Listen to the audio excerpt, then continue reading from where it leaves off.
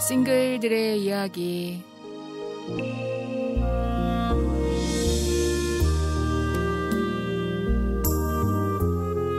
안녕하세요. 저는 이번 싱글들의 이야기를 진행하는 이지혜 전도사입니다.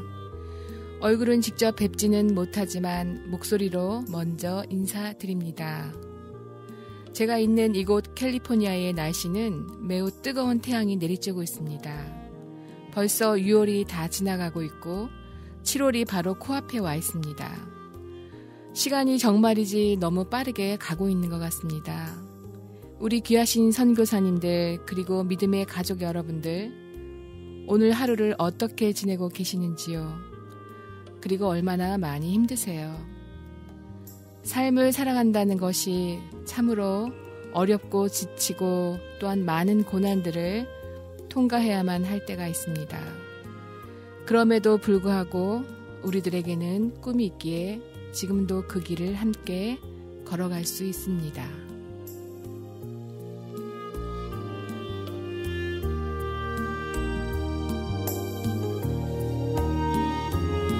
그 꿈은 바로 우리 예수님이시죠. 그 꿈이 있으면 모든 어려움은 과정입니다. 그리고 그 꿈이 없으면 모든 고난은 불행입니다. 내가 불행하다고 느끼는 것은 고난보다 더 큰 꿈이 없어서입니다. 돈이 없어 불행하면 돈이 있어도 불행하고, 힘이 없어 불행하면 힘이 있어도 불행하고, 무명해서 불행하면 유명해도 불행합니다. 불편을 불행의 기준으로 삼으면 일생 불행합니다. 행복하게 살고 싶습니다. 정말 행복해지고 싶으세요? 그럼 제가 물을게요. 정말 원하는 것이 무엇인가요? 수많은 사람이 원하는 것 말고 그대의 마음속 깊고 깊은 곳에서부터 쉴 새 없이 원하는 것, 그걸 발견하면 영원에서 영원까지 행복합니다.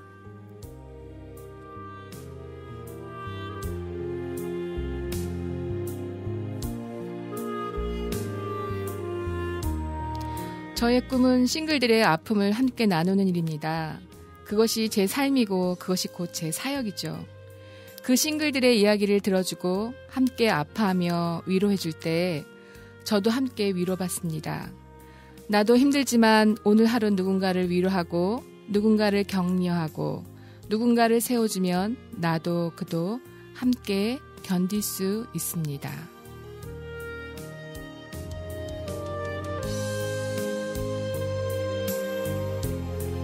제가 싱글들이라고 얘기했는데요. 과연 싱글들은 어떤 사람들을 얘기를 할까요? 그 첫 번째로는 결혼을 하지 않은 형제 자매님들을 싱글이라고 하죠. 그리고 20대, 30대를 지나서 40대 이상의 연령에도 결혼을 하지 않은 많은 형제 자매님들이 계십니다. 이 싱글들은 청년부에 추석하기는 그렇고 또한 장년부에 추석하기도 어려움이 많다고 하는데요. 그래서 요즘은 교회 공동체에 따로 나이가 많은 싱글들의 모임이 있습니다. 그리고 두 번째로는 결혼을 했는데 이혼으로 인하여 싱글이 된 형제 자매님들이 있죠. 그들은 짧게 돌싱이라고 합니다. 돌아온 싱글이라는 뜻이죠. 다음은 사별로 인하여 싱글이 된 형제 자매님들이 많아요. 정말이지 고통과 많은 힘듦들이 많습니다. 그리고 겪어보지 않으면 그 힘듦을 상상조차 할 수 없는 별거로 인하여 싱글의 삶을 살아가는 형제 자매님도 참 많습니다. 요즘 TV에 나 혼자 산다라는 프로그램이 있는데요. 한국에는 3가구 중에 한 가구가 싱글들이라고 합니다. 특히 결혼을 해서 가정이 있는데 아이들의 학업 때문에 유학을 떠나고 혼자 남은 기러기 아빠들이 제법 많다고 합니다. 그리고 마지막으로는요. 한 지붕 아래 싱글이라고 합니다. 이 뜻은 결혼을 하고 정상적으로 다른 사람에게는 보이지만 한 집에 살면서도 대화도 없고 서로 함께 식사도 하지 않고 다만 공식 석상에만 함께하는 마치 모양만 부부로 살아가는 그런 분들이 많습니다. 그들의 고통을 들어보면 또한 만만치 않은 것 같습니다.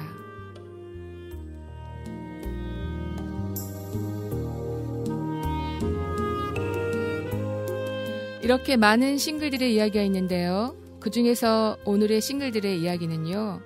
이혼한 싱글들의 이야기입니다. 현대에는 세 쌍 중에 한 쌍이 이혼을 한다고 합니다. 많은 사람들이 이혼이 뭐 대수냐 하는 말도 있지만 그것은 잘못된 것입니다. 우리는 그들의 상처가 어떤 것들이며 그들의 고통이 무엇인가를 알아야 그들에게 다가갈 수 있습니다. 마치 예수님께서 수가성 여인에게 다가가듯이 말입니다.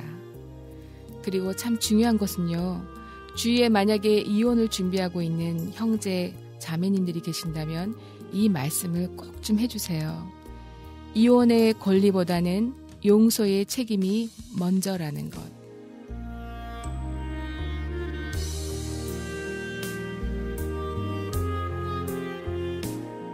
자, 그럼 이제 이혼한 싱글들은 이 상황에 대해서 어떻게 된 것이고 또 어떤 생각을 하는 것들인지 알아보겠습니다. 이 이혼한 상태는 마치 토네이도가 모든 것을 한꺼번에 망가뜨린 것과 같다고 합니다. 다 부서진 느낌 말이죠. 사랑하는 가족 관계가 깨지고 갑자기 다른 상황과 환경 속에서 또 다른 삶을 살아야 하는 두려움, 불안함, 그리고 이 상황을 받아들일 수 없는 절망 등이 있다고 합니다. 우리가 세상을 살아가는 데 있어서 가장 높은 순위의 스트레스는 바로 배우자 사망입니다. 그 배우자의 사망의 스트레스가 수치가 100이라면 이혼은 73, 그리고 감옥은 63, 결혼은 50, 배우자의 싸움은 35%라고 합니다. 다음은 찬양을 하나 듣고 다시 만날게요.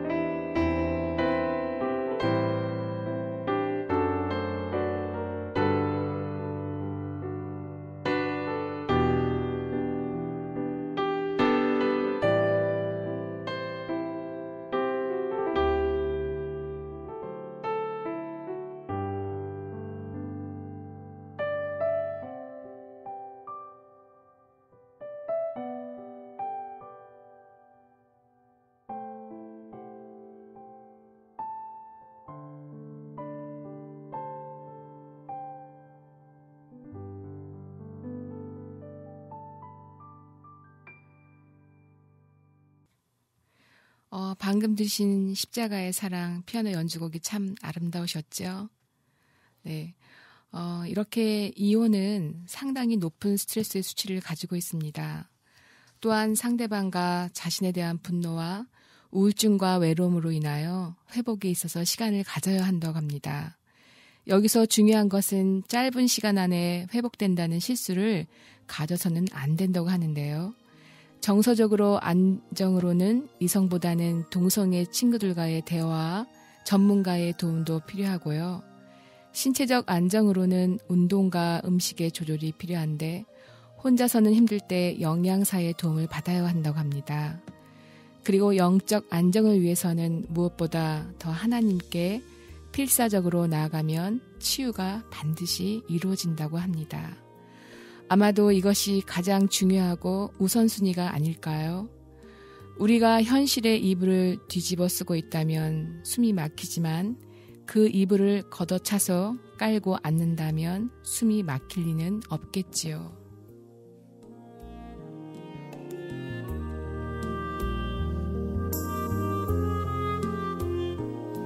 다음은 이혼은 심장을 여는 수술과도 같습니다. 라는 제목으로 사연을 주신 자매님의 글을 읽어드리겠습니다.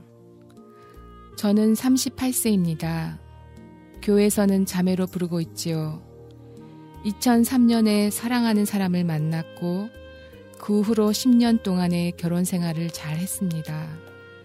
그러나 2년 전에 남편의 외도로 남편이 집을 나가 아무 소식이 없다가 한 달 후에 집에 들어와서는 이혼을 하자는 말에 너무도 분하고 화가 나서 합의 이혼을 했습니다. 이혼한 지는 2년째입니다. 저는 이혼을 하면 괴로움이 끝나고 새로운 인생이 시작되리라는 소망이 있었습니다. 그러나 시간이 지날수록 마음은 점점 공허해지고 더 이상 살아갈 자신이 없으면서 지금은 모든 것들이 지쳐있는 상태입니다. 또한 저는 가면을 쓰고 살아가고 있습니다. 낮에는 씩씩한 것처럼 보이지만 혼자 있을 때는 많이 울고 지냅니다. 이혼할 당시에 제 마음은 마치 심장을 열어서 수술을 하는 것처럼 숨조차도 쉬기가 힘들었습니다. 음식은 입이 있어도 목으로 넘어가지 않았고 잠도 오지 않았으며 모든 것들이 닫혀져 있는 것 같았습니다. 내가 잘못한 것이 없는데 왜 이렇게 고통을 당해야 하나? 나는 쓸모없는 사람이구나. 실패한 인생이구나. 라는 생각 때문에 더 이상 살고 싶지 않았습니다. 그때 자살하는 사람들의 마음을 이해할 수 있었습니다. 이 고통이 언제까지 갈 것인지, 차라리 언제까지만 참으면 해결될 거라면 아마도 자살은 하지 않고 열심히 살아갈 것입니다. 그러나 이 괴로움이 계속된다면 차라리 오늘 이 순간에 여기까지 삶을 끝내는 것이 좋다고 생각하고 자살을 하는 것 같습니다. 저도 그런 생각을 하고 나쁜 생각을 갖다가도 기도하는 어머니의 모습 때문에 자살을 할 수 없었습니다.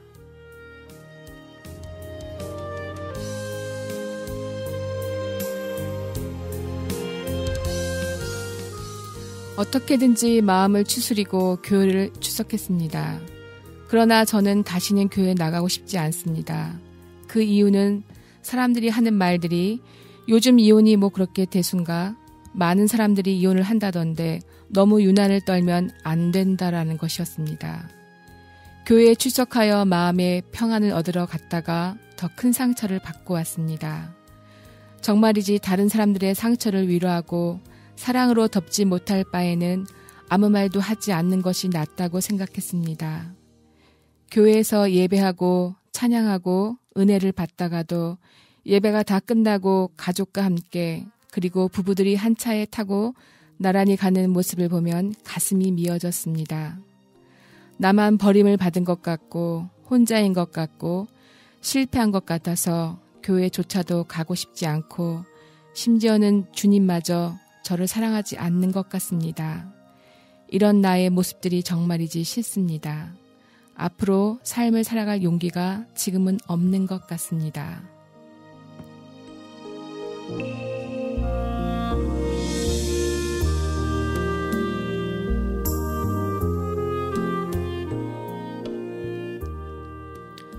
우선 자매님이 보내주신 사연 감사합니다. 이렇게 글로 자신의 마음을 솔직하게 알리기가 쉽지는 않았을 텐데요. 용기 내어서 그 감정들을 표현하셨기 때문에 어쩌면 주님의 만지심이 확신이 더한지 않을까란 생각을 합니다.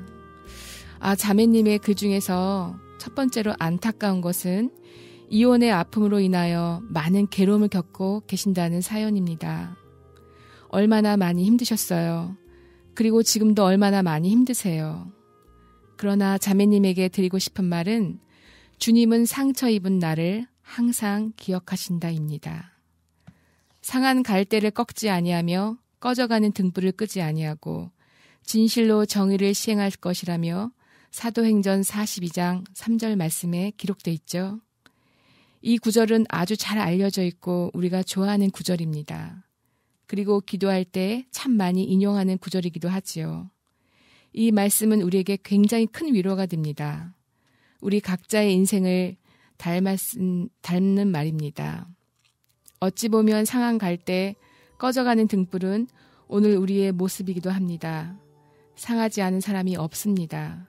왜 그런 말 있죠? 상처 없는 새가 없다라는 말. 그만큼 우리가 살아가고 있는 이 현실 속에는 많은 상처난 마음들과 가슴들이 많습니다.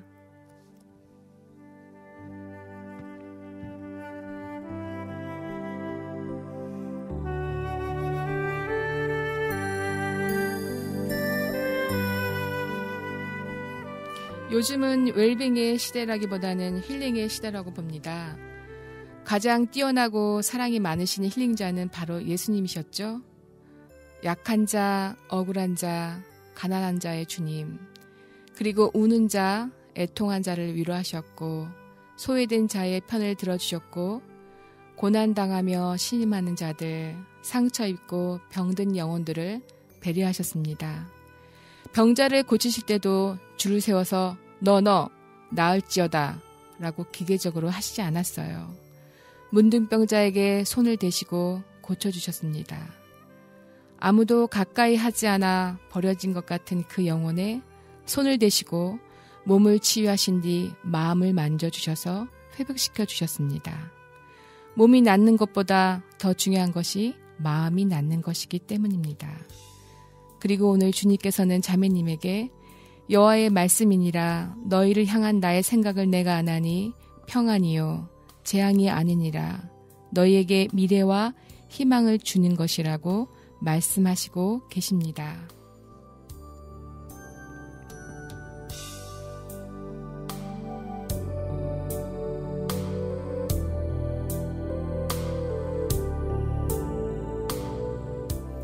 그리고 이 글을 보면서 참으로 안타까운 마음의 두 번째는 저도 그렇고 우리 믿음의 공동체 가족 여러분들의 말에 대한 것이에요.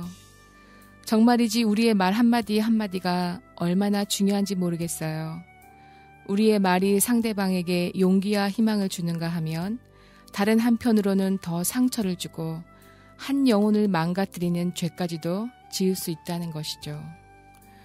우리들이 하는 말에는 진심과 진실 그리고 지혜가 있어야 합니다. 몸의 상처는 약과 수술이 필요하고 영혼의 상처는 위로와 격려가 필요합니다. 또한 작은 키가 배를 움직이듯 우리의 새치의 혀가 사람을 살릴 수도 죽일 수도 있습니다. 먹고 죽는 음식이 있는가 하면 먹고 사는 음식이 있습니다. 그리고 듣고 죽는 말이 있는가 하면 듣고 사는 말이 있습니다. 오늘 우리가 어떤 말들을 하고 있는지 이 시간에 한번 생각해 보기로 하겠습니다.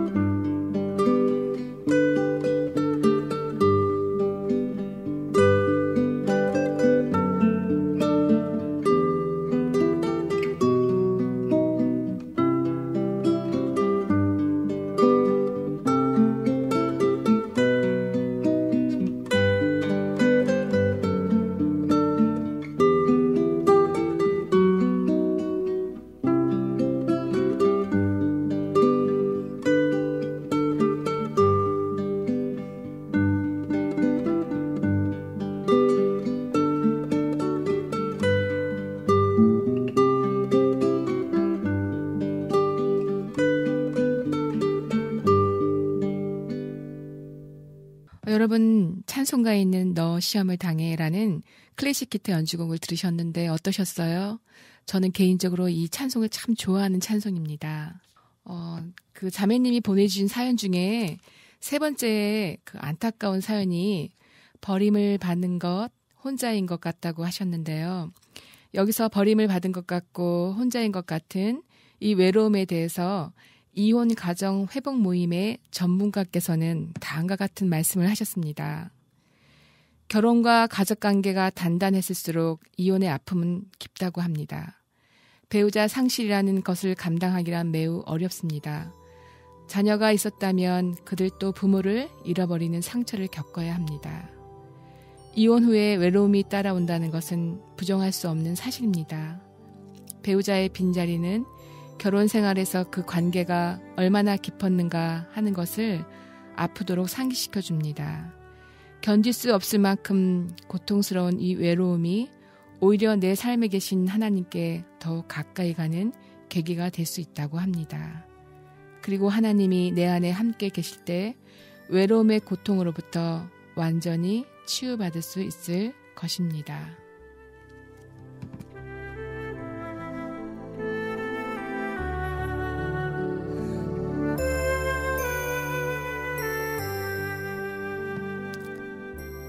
내가 얼마나 외로운지 다른 사람이 얼마나 알고 있을까요? 그것을 직접 경험하기 전에는 이혼 후의 외로움에 대해 이해하기란 어렵습니다. 이 외로움에 대해서 시편 28편 10절에는 내 부모는 나를 버렸으나 여호와는 나를 영접하시니라 라고 말씀하고 있습니다. 오늘 이 시간을 마치고 다음 시간에 다시 만나겠습니다. 오늘 이 사연을 들어주신 청취자 여러분, 좋은 하루 되시고요. 감사합니다.